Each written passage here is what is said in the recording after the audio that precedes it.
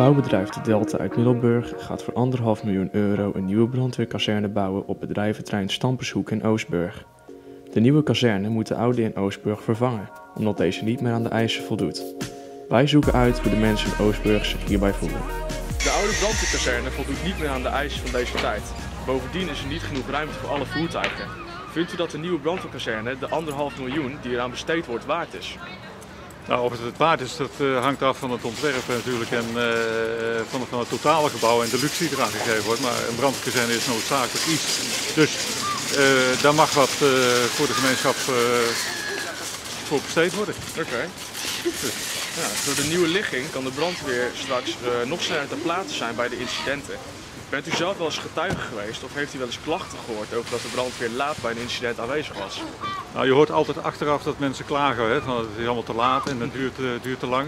Maar als je het qua minuten beschouwt, dan is de brandweer in zijn algemeenheid best op tijd aanwezig. En ze hebben nou eenmaal een uitdruktijd nodig voordat mensen op de kazerne zijn.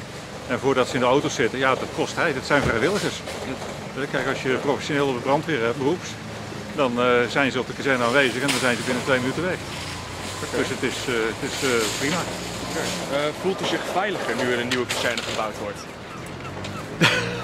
Veiliger? Nou, dat niet direct. Maar de aanwezigheid van een brandweer geeft altijd een bepaalde rust. En zo gaat het eruit zien.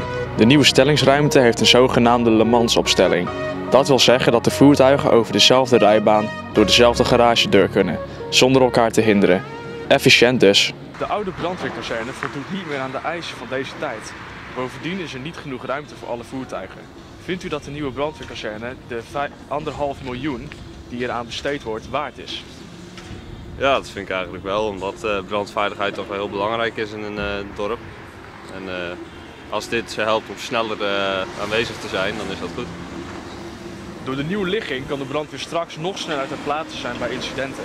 Bent u zelf getuige geweest of heeft u wel eens klachten gehoord over dat de brandweer laat bij een incident aanwezig was? Daar heb ik zelf nooit iets te maken mee gehad, dus daar zou ik ook niks over kunnen zeggen. Oké. Voelt u zich veiliger nu er een nieuwe kazerne gebouwd wordt? Ja, in principe wel. Als er ooit thuis iets gebeurt, is het wel fijn om te weten dat ze er snel kunnen zijn nu, dus dat is fijn. De werkzaamheden zijn nu aan de gang en de oplevering staat gepland voor november dit jaar.